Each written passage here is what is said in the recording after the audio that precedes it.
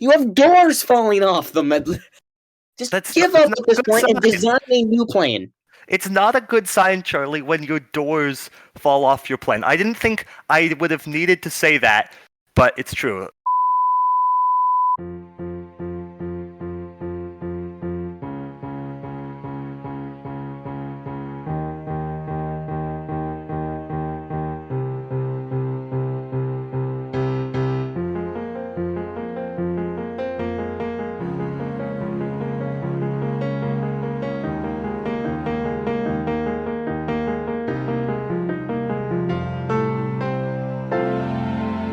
Hello, I'm Colin.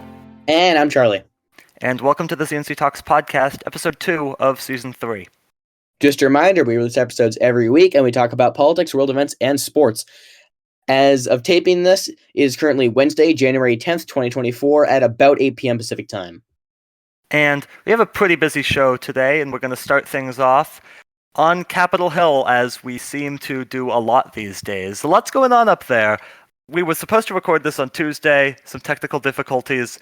Boy, am I glad we waited till Wednesday, because there was so much to talk about, including what happened on Capitol Hill. You might remember a few months ago, Republicans, they really wanted Hunter Biden to come testify. They subpoenaed him. They told him he could either testify behind closed doors or at a public-facing hearing. So the day he was supposed to come testify, Hunter Biden shows up at the Capitol. Unexpectedly, Republicans did not expect him to come. He says, "I'll testify if it's a public hearing," right? Because Republicans, they have been known to twist words behind closed doors. He wanted the world to see it, and also it would probably not end up being a good look for Republicans. And, I mean, really the hearings into Joe Biden and Hunter Biden's business dealings, which aren't many, they have absolutely no evidence against Joe Biden.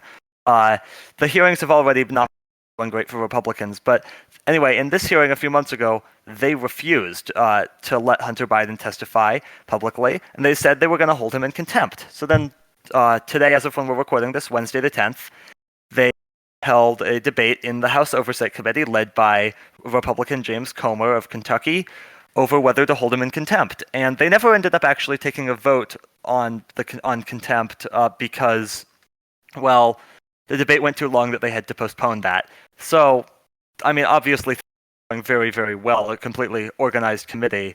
But it was shocking, Charlie. Hunter Biden actually showed up.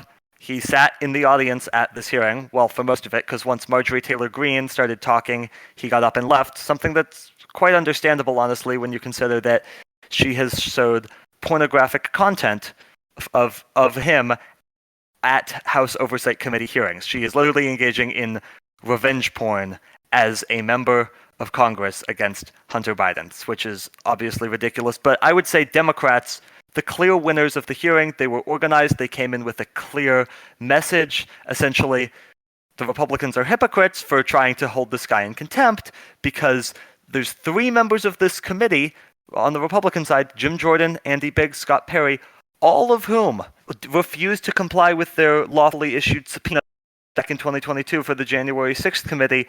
None of them complied with their subpoenas. Now they're trying to get Hunter Biden to comply with his. One of many arguments that Democrats used. And Republicans, they really had no answer. There were some questions about rules. Marjorie Taylor Greene, again, tried to show nude photos of Hunter Biden. So, you know... Where does she keep getting these from? I don't know.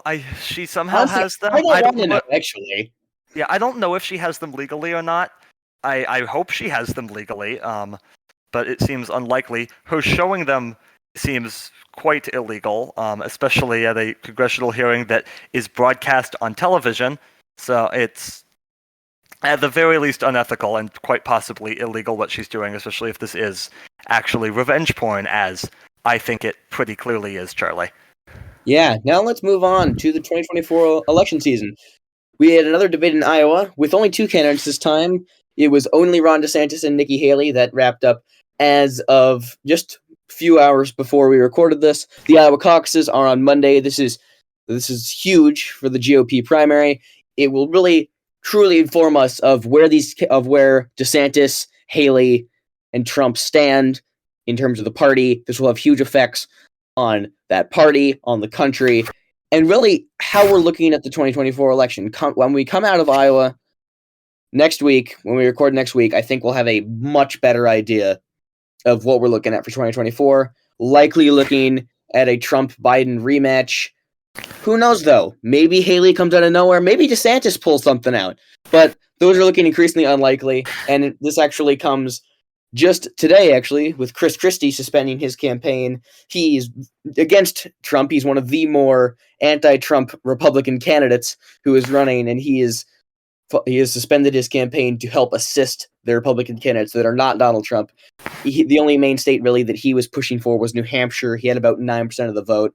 Really nothing doing there. Trump's in the 40s, and I believe DeSantis and Haley are hovering just under the 20% mark. So we will see on Monday where we stand. Yeah, exactly. You make some good points. I mean, we're getting into the exciting stuff. We're actually going to start to see votes in for the 2024 elections, the GOP caucus, I should say, in Iowa. We should know that by the time we record next week, unless, of course, Iowa has similar problems to what they had in 2020, which is what, of course, caused the Democrats to move Iowa out of being the first primary or caucus state. Now that is South Carolina for the Democrats. But this debate between DeSantis and Haley, Charlie, it really just felt like they were both gunning for second place. We've said it for a long time, but they were given an opportunity at the very beginning of the debate. One of the first questions asked by CNN's Jake Tapper was about Trump, and both of them, they didn't really land anything on Trump, and they just kind of attacked each other for the most part, which is just, again, a really confusing strategy. They both seem to really, really want second place. Now, Nikki Haley definitely looked a lot better in the debate than DeSantis did. She very early on announced that she had this new website called, I believe, DeSantisLies.com that was tracking Ron DeSantis' lies, and she warned the viewers that if they were planning on taking a drink every time DeSantis lies, don't do it or you'll be overserved by the end of the evening. Now, the funny thing is, if you were planning on taking a drink when every time Nikki Haley lied, you would also be overserved by the end of the evening. So, was there substance covered in the debate? Maybe a little bit, but ultimately, does it matter? I mean, Charlie, I know you don't think so, and I don't think so either. No, yeah. Let's move on now. Boeing, just give up on the Max plane, please. It doesn't work. What's really happened now? You have doors falling off them. Just give up at this point and design a new plane. It's not a good sign, Charlie, when your doors fall off your plane. I didn't think I would have needed to say that, but it's true. It was on an Alaska flight, door fell off. They had to make an emergency landing. I believe someone's shirt was sucked off of him. I believe a phone was sucked out of the plane. Honestly, we're lucky that people were not sucked out of the plane, and it caused them to ground all the Maxes, do inspections. Alaska and United both found loose bolts on other Max planes. Charlie, this is just not good, and it feels like something that more regulation probably would have solved if there were like actual inspections, and something like this wouldn't have happened because, frankly, we're lucky that this is all that happened. I mean, imagine if it happened over, say, the Pacific Ocean. I mean, sure, maybe you're not all of a sudden having stuff fall out of the planes that could drop on a city, but where is that plane going to land? You're going to have to do an emergency landing in the middle of the ocean, essentially? I mean, this is not good, and I mean, there's a reason why airplane regulations should be taken seriously. Yeah, just to note, one of the main reasons, in fact, that more chaos wasn't caused from this was the plane wasn't too far in the air. I believe it was just around 15,000 feet. If this was at cruising altitude, this could have been an absolute disaster. Yeah, exactly, because it would have taken longer to land. I mean, we did see the oxygen masks deploy, I believe, but I mean, I think those only last for some amount of times. Yeah, pressure could have sucked people out. Could have launched people out of the plane. Exactly. I mean, as it is, I think we're pretty lucky that no one did get sucked out of the plane. So, just a disaster. Not the first time that we've seen incidents on this MAX plane. If you remember back in, I believe it was like roughly 2018 in Asia, there were several issues with the MAX series of plane, and yeah, they resulted in it being grounded for a while. Eventually, got back in the air. I wouldn't fly one of those anymore, Charlie. Yeah, and just in terms of financial for Boeing, the day after this became known, stock price took a big hit, 9%. Sure. Really hasn't recovered in the few days since then. But if you just look at it, this plane has just been a disaster after disaster for them. Yeah, it's been a bad look for Boeing from start to finish. I have to imagine that if they could do it all over, they never would have created this type of plane because, I mean, apart from the actual damage that it's caused to real people, real people's lives, real people's safety, it's been a PR nightmare for them too, and has really hurt their stock price. Speaking of disaster, the House of Representatives. Oh boy, we have to go there again, don't we? We started the show with them, and somehow that maybe only the second craziest thing that happened on Capitol Hill this week? Maybe? Yeah, so, Colin, what's going on with Congress, and why can they never get anything done properly? Yeah, Charlie, we've talked for several months now about these government funding saga, because, right, supposed to pass a budget by the end of September. That didn't happen. Continuing resolution was passed instead. Republicans, the far right, did not like that was a continuing resolution, so they voted to oust McCarthy. Took them 3 weeks to find someone new. They settled on, of all people, Mike Johnson, who we've talked quite a bit about on this show too. He also quickly passed a continuing resolution. That is now set to expire in just about a week. Part of it is, they did it slightly differently. Part of it expires in about a week, part of it expires in February, so if they don't pass something new in about a week, we'd just be looking at like a partial government shutdown. But the point is, they've got to pass a budget. And it looked like, and still kind of looks like, Democrats and Republicans did the impossible. They agreed on a budget. And much like the continuing resolutions, it does not include significant cuts to the budget. Republicans and the Freedom Caucus are just not happy about this. This is not what they expected from Mike Johnson. This is not what they expected from the Republican majority. So they are now, Charlie, considering ousting Mike Johnson. Mike Johnson, this morning, Wednesday morning, he lost a rules vote.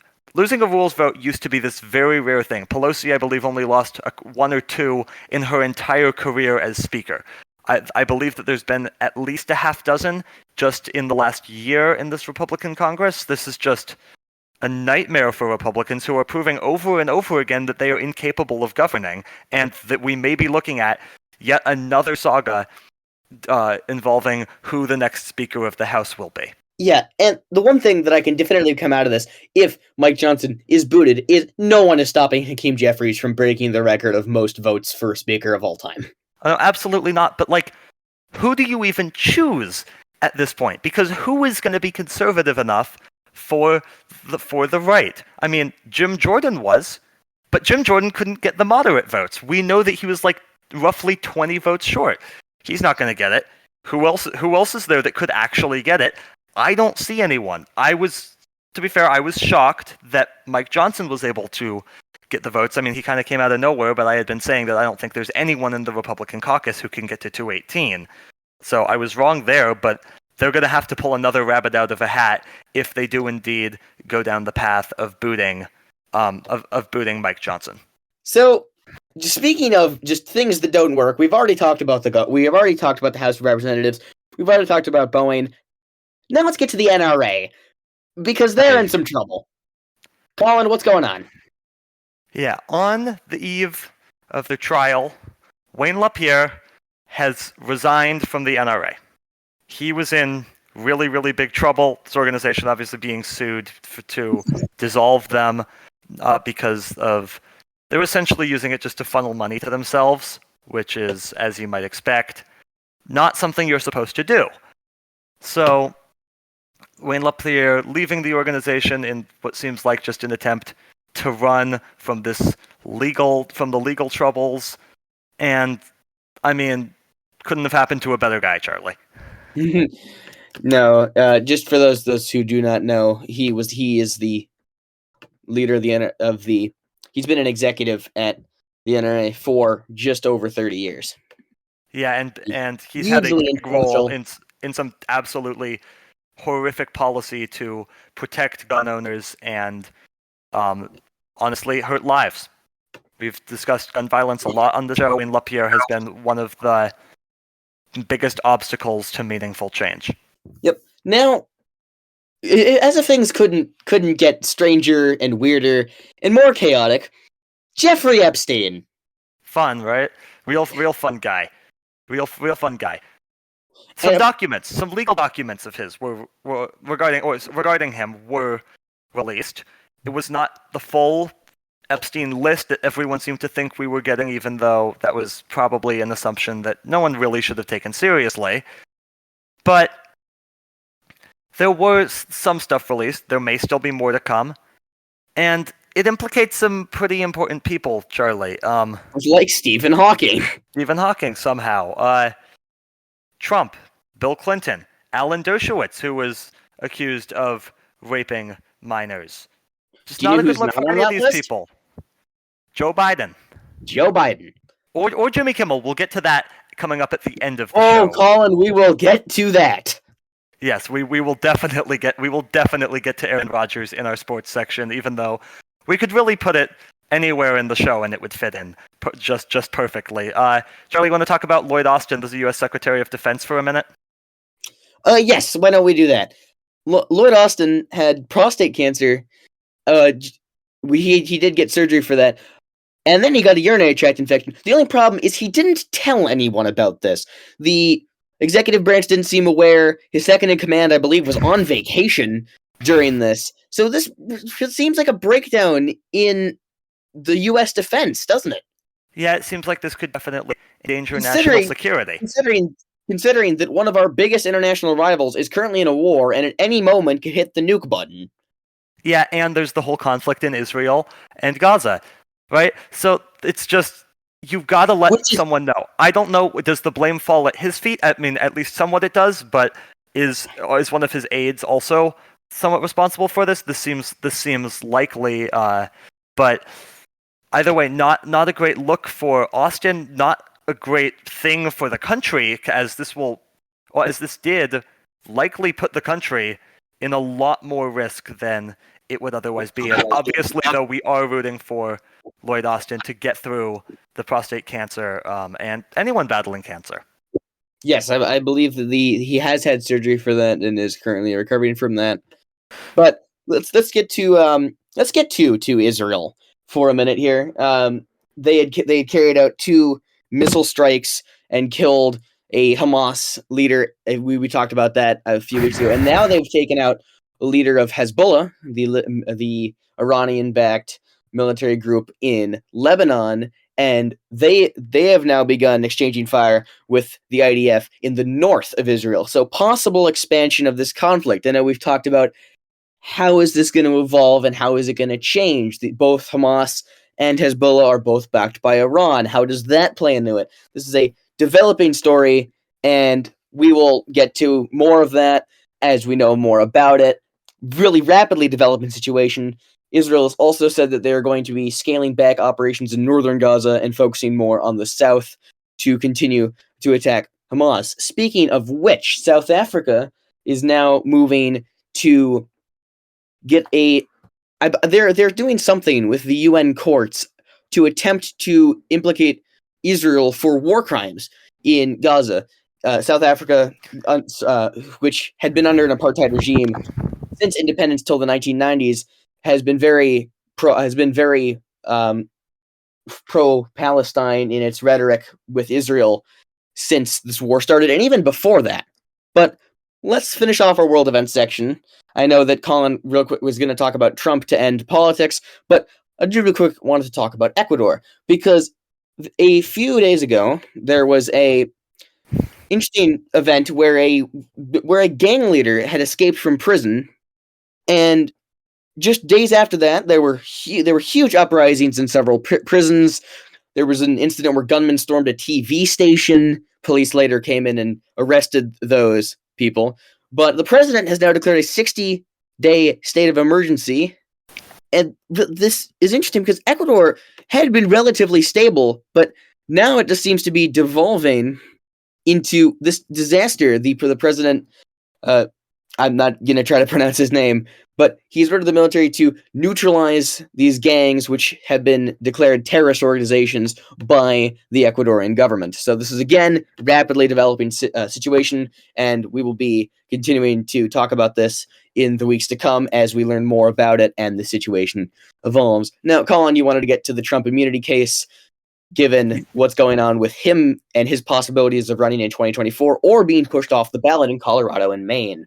Yeah, just really quickly, and then, Charlie, I will ask you for your stat this week. But yeah, Trump on Tuesday was given a chance to argue to the appeals court, D.C. Circuit Court of Appeals, about whether he was immune, whether he had presidential immunity from prosecution for crimes he committed while he was president. And one of the arguments his lawyer made was essentially he could order the assassination of his political opponents if he was president. And as long as he wasn't impeached and convicted by Congress, that he could not then be charged criminally, that he essentially would be immune, which is just a horrifying argument. I mean, consider the implications of this, right? And we'll look at it this way. Joe Biden's currently the president right now.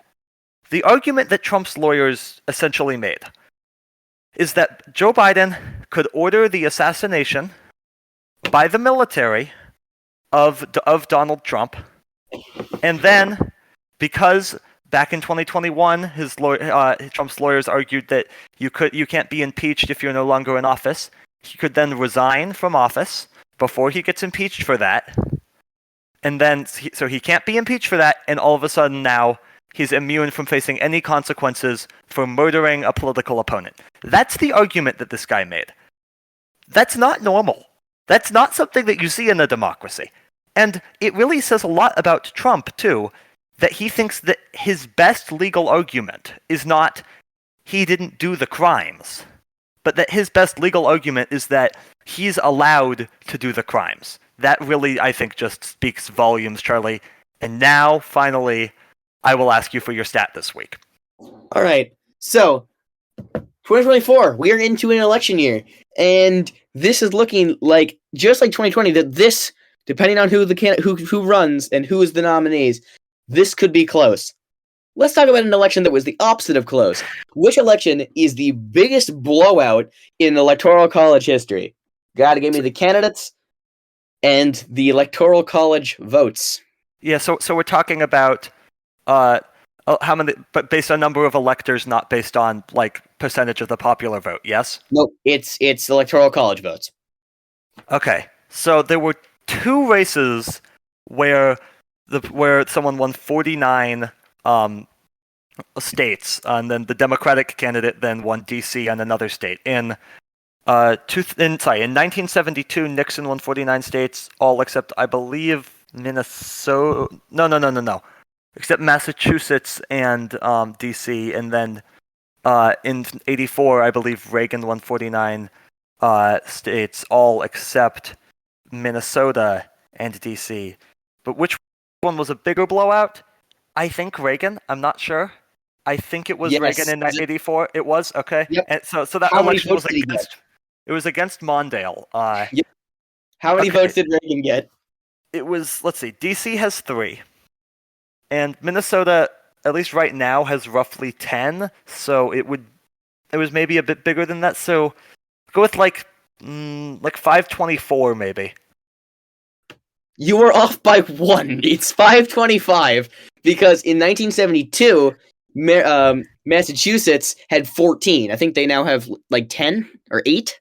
I think they have like 11 at the moment. Massachusetts does. And Charlie, I believe that 1972, that year that Nixon won everything except Massachusetts, that was the last time that Minnesota voted for a Republican at the presidential level. Longest streak in the country.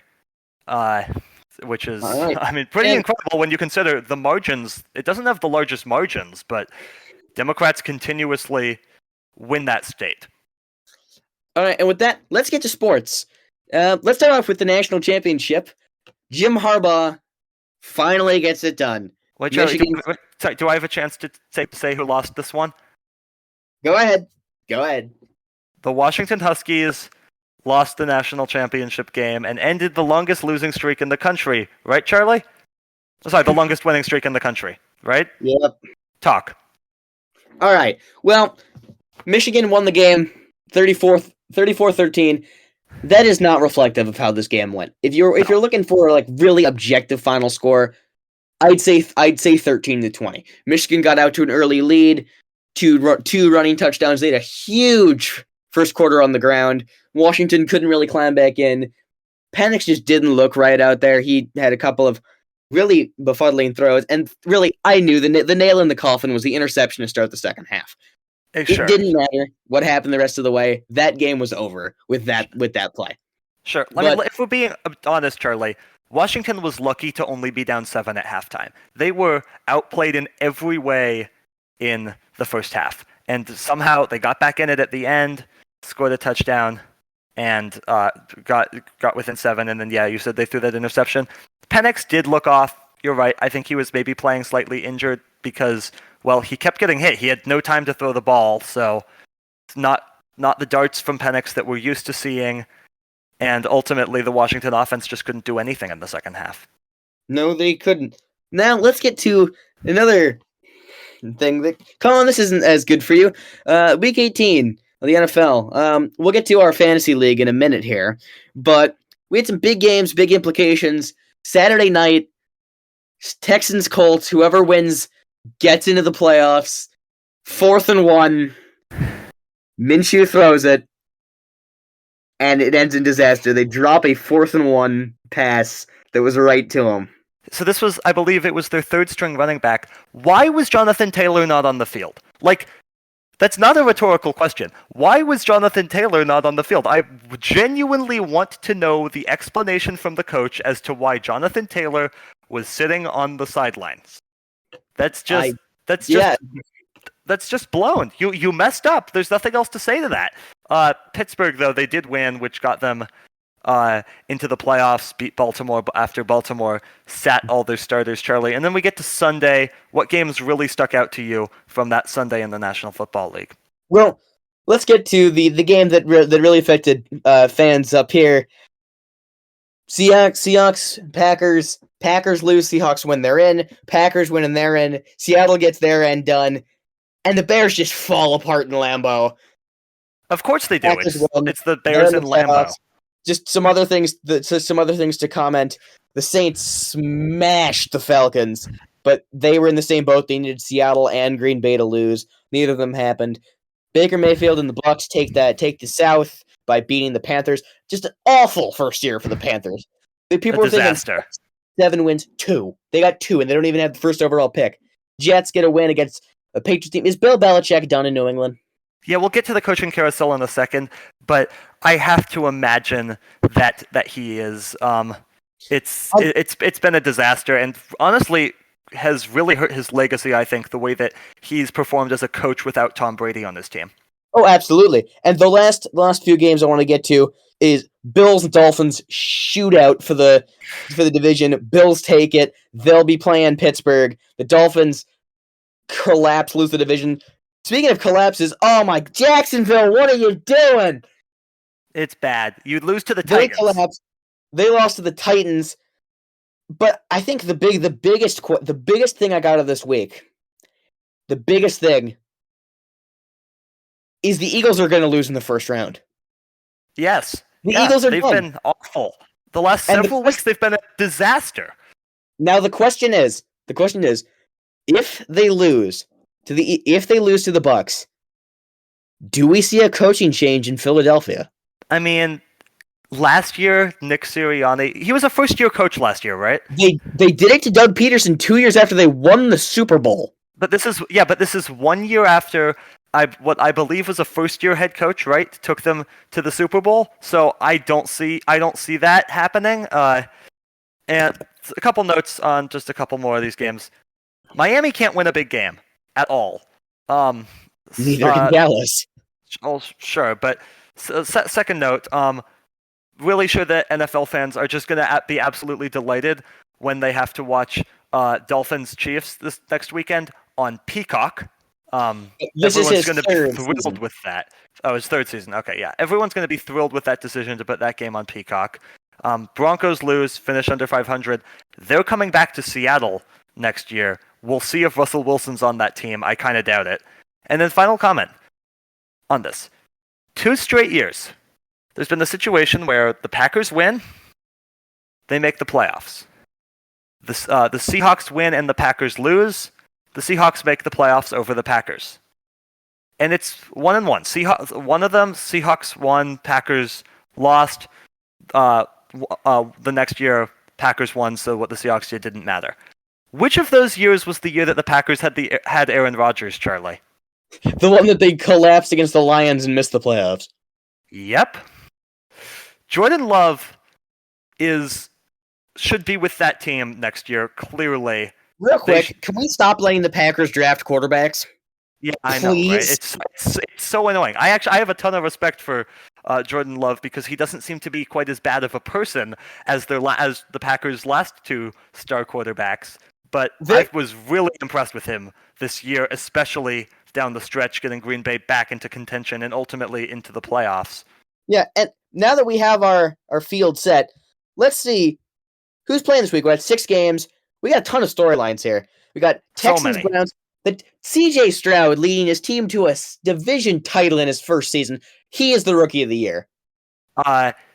He absolutely is. And then another thing, it's not quite the same because Deshaun Watson injured. He will not be playing, and so it'll be playoff Joe Flacco for the Browns. But this would have been Watson against his former team. Yes, it would have. We have Stafford and Goff this time this time reversed. Yeah, that's a big storyline too. Also, just a fun fact for you that I happen to say. This is the first time ever that the Browns, Lions, and Bills have all made the playoffs in the same season. What's amazing is that there was a legitimate chance that all 4 of the playoff teams, all 4 of the NFL teams that have never made a Super Bowl were going to make the playoffs. In the end, 3 of 4, the Texans, Lions, and Browns, they all made the playoffs. The Jaguars missed the playoffs in heartbreaking fashion. But we could see a first-time Super Bowl champion or a first-time Super Bowl appearer. Lots of fun storylines. This could be one of the more fun. This could be one of the more fun NFL playoffs recently. Yeah, so I can't wait for the Cowboys at home to lose to the Packers in the first round. I don't know if they'll lose in the first round. I mean, here's the thing about the Cowboys this season is they've been such a better team when they're playing at home. Such a better team at home, which is why I think it's absolutely huge for them. They get their first 2 playoff games at home. This could be the year that they make the conference championship. They are playing the 49ers in the AFC Championship game. In the AFC Championship game. You remember what happened the last time they played each other? And the time. What about like the last 3 times that they played each other? The 49ers wiped the floor with them. But anyway, we've talked about the games for long enough. Yes, we have. The offseason starts, and all hell breaks loose. The coaching carousel has been absolutely wild this year. Vrabel's gone. Smith is gone. Carroll is gone. Who saw that coming? Yeah, and then one other, yes? Yep, and I'm trying to remember the name. Ron Rivera's gone. Yes, Ron Rivera's gone. There you go. Which of those do you think is appropriate, and which of those do you think is not appropriate? About time they got rid of Ron Rivera. That was awful. Correct. Fully agree with that. I hope no one gives Arthur Smith a job in the NFL again.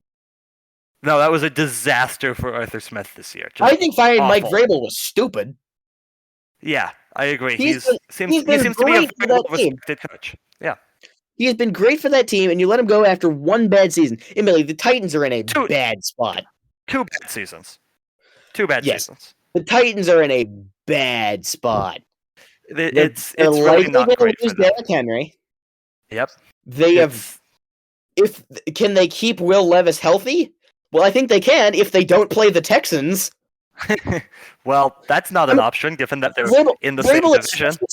Vrabel is 56-48 in his coaching career. You know how many teams would take that immediately? But he's going to be on the list for a team that does not have a coach And I this think year. the big one, the one that I don't think anyone saw coming, Pete Carroll out in Seattle. What a legend, honestly. The greatest coach in Seattle sports history. I feel very comfortable saying that. Just a legendary career. Got Seattle their first Super Bowl. Got Seattle 2 straight Super Bowl appearances. Playoffs in all but 4 of his, I believe, 14 seasons. Just an all-time legend in Seattle. I do think it was the right move, though, and I'm glad to hear that he will be staying with the organization in some role. And not just mere hours after that bombshell announcement, there goes Nick Saban. Yeah, the greatest college football coach of all time. Man, this week is chaotic. And I know I say that every week, but it's still true. Said Charlie, aren't you glad that we had those technical difficulties yesterday and that we waited until Wednesday to record? Because what happened on Wednesday in the news and in the sports world is like nothing I've ever seen before. This is just chaos. All right, let's get to the MLB now. Seattle, the Mariners finally making some moves. They made a trade with the Giants, sending Robbie Ray down to San Francisco in exchange for Mitch Haniger. And Anthony DeSclafani. And then a move for Luke Raley. They managed to get Luke Raley from the Tampa Bay Rays for Jose Caballero. It's a pretty good deal for the Mariners. Pretty good deal for the Mariners. They need to do more. They clearly won the deal with the Rays. I don't know what the Rays were thinking. Caballero has been... He had a great first month. That's about it. The Giants trade, it's complicated. Got rid of a bunch of payroll with Ray. It let you set up other things, especially since Ray wasn't going to help you much this year anyway. Obviously, injury concerns for Haniger. I don't know how big of a role DeSclafani can have, but ultimately, I do think that it benefited the Mariners, and also, it can never hurt to bring back a fan favorite, Charlie. Yeah, and if Mitch can do what he's done in his last few seasons with Seattle, this is a big boost. Also, from reports I'm seeing, is anyone going to be able to stop Julio this year? What I'm hearing is that he thinks that he had a very, very bad year in 2023. Let's remember that this is the guy who came in 4th in MVP voting. He had a 30-30 season. Yeah, he had a 30-30 season, and it's a bad season. I mean, Ohtani's not in the AL anymore, so you could very well be looking at the 2024 American League MVP. Yeah, I am feeling very confident about this team purely because Julio Rodriguez and JP Crawford are on it. Yeah, I'm kind of concerned about the Mariners' outfield defense in the corners, but does that matter when you have Julio, who's a good enough defender that he can catch anything anywhere in the outfield? I mean, it's called the no-fly zone for a reason. Yeah, so politics is getting crazy because we're heading into an election year. We have the national championship wrapping up college football. The NFL has its chaos that it usually does with teams fighting for the playoff spots. Yep. Topping it all is college basketball. Yeah. What is going on? Charlie, you might remember there was a day back in late February 2022. We were about a week away from all the conference tournaments getting underway.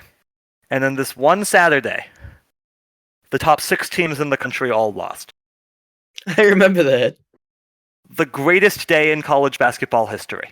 And there's been some great days in college basketball history. This college basketball is so great because of all the upsets. There's so many upsets. It's such a fun sport. Okay, I think we might have gone a little too far. Number 1, lost on Tuesday. That was Purdue. They lost to Nebraska. Number 2, Houston lost to Iowa State on Tuesday. The deepest conference in college basketball, the Big 12 by far. Number 3, Kansas lost to UCF on Wednesday. UConn was ranked number 4. They beat Xavier. But then number 5, Tennessee, on Wednesday, lost to Mississippi State. As well as number 9 Oklahoma losing to TCU. Yes. 4 of the top 5 teams in the country losing to unranked teams. This sport is incredible. Guys, it's January. We're starting the madness too early. Yeah. It's normal. This is what college basketball is like. It all happens. I mean, you watch March Madness. Purdue goes down in the first round, like on a yearly basis, even though they're always one of the best teams. It's a sport where St. Peter's, a 15 seed, can make a run to the Elite Eight in the NCAA tournament. I mean, it's insane. Watch college basketball, folks, because it's what you get there is something you don't get anywhere else.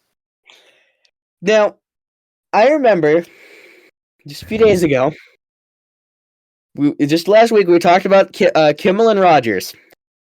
And I knew that you were trying to hold back your comments.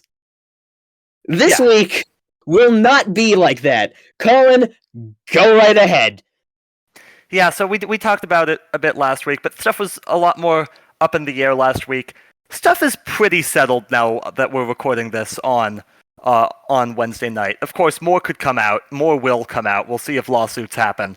But for those who don't know, in his weekly appearance last week on the Pat McAfee show, Aaron Rodgers implied that Jimmy Kimmel was a pedophile and said that Kimmel would be on the Epstein list. This accusation, of course, came with no evidence whatsoever, but McAfee, in typical McAfee fashion, he just laughed it off like it was some big joke. But Kimmel naturally didn't take it as a joke and rightfully threatened to sue Rodgers if he continued the lie.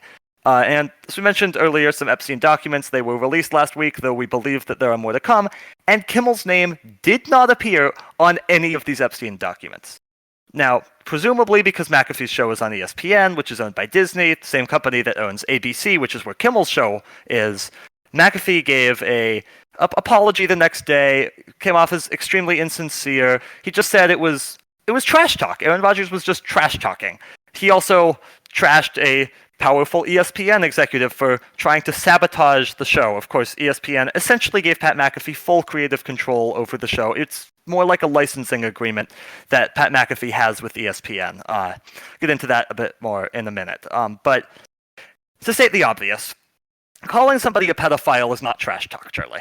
Rodgers is somebody with a lot of influence, a lot more influence than he has. So when he makes a comment like that, that can really damage somebody's reputation as well as like put Kimmel and his family in danger. He's already mentioned on his show that his wife and his young kids, they're I believe like 8 and 6, have heard about this. It really does have an effect. A lot of people, like I said, take Aaron Rodgers seriously.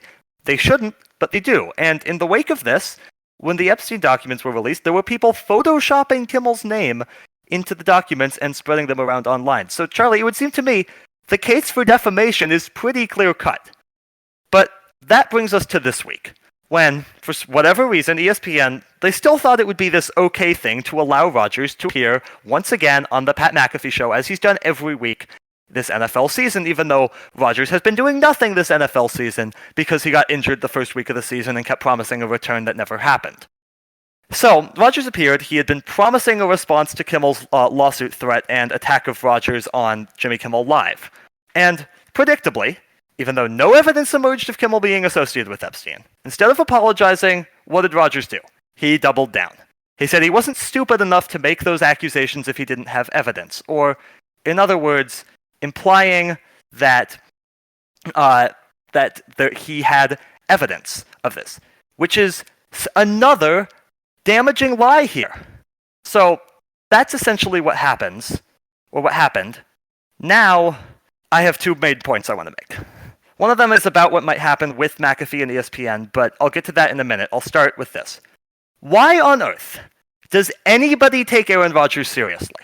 Right, Jimmy Kimmel pointed this out on his show on Monday, but Rodgers suffers from the same thing that so many rich, famous, successful people do, which is that because they have success in this one area, they must know everything about every topic, right?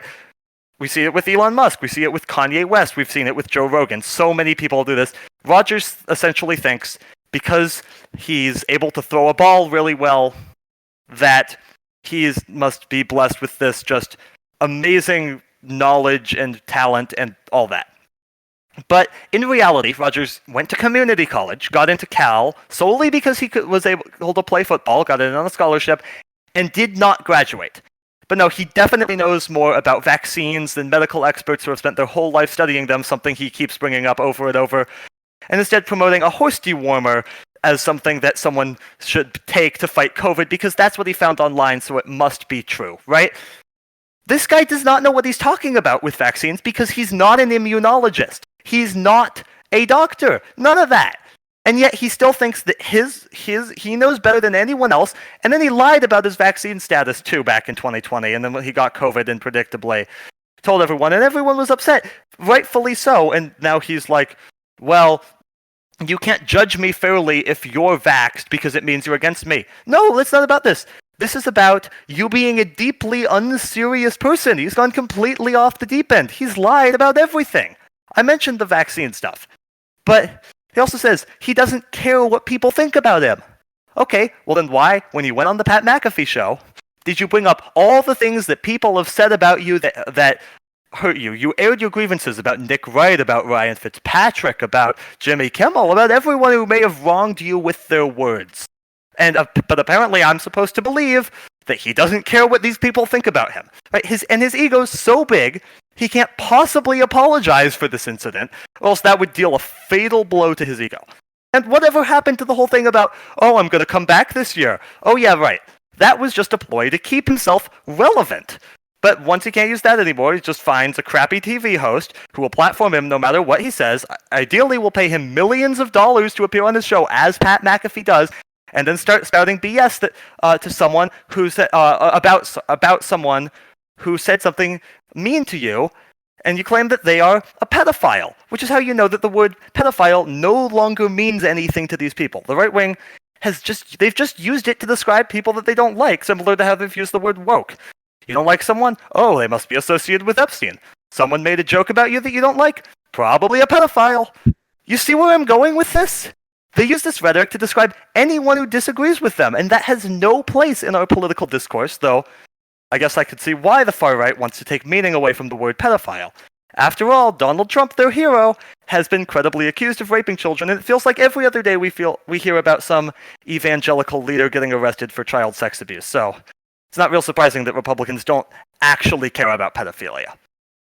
And let's also talk about the point that Rodgers and everyone supporting him makes. They say that Kimmel does the same thing to them because he tells mean jokes about them. Well, that's pretty different from calling somebody a pedophile without evidence, something that Kimmel has never done because in the TV industry, there's a little something we call standards. Kimmel's talked about this on his show. They have a team of people that make sure that they don't spread false information, and if they do, they quickly apologize. Rodgers has never done that. He doesn't fact-check his stuff, and he sure as hell doesn't apologize for any of it. Not that he has to care about TV standards, because he'll never go on an actual TV show where he might get fact-checked. Instead, he sticks to the flaming pile of garbage that is the Pat McAfee show, where he can go on and on about whatever the latest conspiracy theory is, while saying he's being cancelled despite being on live national television, and all the while Pat McAfee sits there laughing, and AJ Hawk sits there saying nothing and just looking like a dumbass with all these books that may or may not be real sitting behind him, with the spine facing in, just like how books aren't supposed to be placed on a bookshelf. The entire show is a complete and total joke. And that finally brings me to the ESPN aspect of all this. As McAfee now announcing Wednesday morning, Rodgers is done with his appearances for the season, but refusing to say that he is done appearing on the show at all. But if you're ESPN, how do you allow Rodgers to remain on air? Right? He attacked one of Disney's biggest stars. Again, ESPN is a Disney network. And even if you forget the whole defamation aspect of it for a minute, it's not even good TV. ESPN. This is the company who used to go on and on about, oh, you better stick to sports or else you might get fired, right? Jamele Hill got suspended for anti-Trump comments, not because of the substance of the comments, but because it was talking about politics in the first place. They have a stick to sports mandate, but now Rodgers just comes on their air to not talk about sports, but to discuss the most wacko conspiracy theories out there. Something about UFOs and Epstein and pedophiles and vaccines and all the garbage that's just completely unhinged. And at ESPN, as a TV network, they have a responsibility to their viewers to not platform this stuff. But apparently, they just don't care about that because it's apparently really good for ratings. So, Jamele Hill, probably owed an apology now because she wouldn't have been suspended for not sticking to sports if apparently she just had really good ratings. But McAfee, they don't have any sort of creative control over. He seems to not report to anybody because they just gave him complete creative control over his show, and they can't get rid of him because they signed him to a 5-year, $85 million contract. And until Disney proves otherwise, Charlie, nothing is more important to them than that. No, it is not. I need a breath. All right. Well, with that, please subscribe. We got episodes coming out every week, available wherever you listen to your podcast, and visit our website, cctalks.com, which has everything you need to know about our show. Call us with questions at 360-389-2630. Again, that's 360-389-2630. And follow us on Twitter at CC Talks Podcast. And follow me on Twitter at CC Talks Charlie. And join our Discord server, cctalks.com/Discord. All this information can be found in the description below. And with that, big thanks to our producer Morris and our production designer Zach. Thank you for listening to this episode. I'm Charlie. And I'm Colin. And Charlie, proud of you for doing the outro, but thanks for listening, and we'll see you next week. Let's see you next week.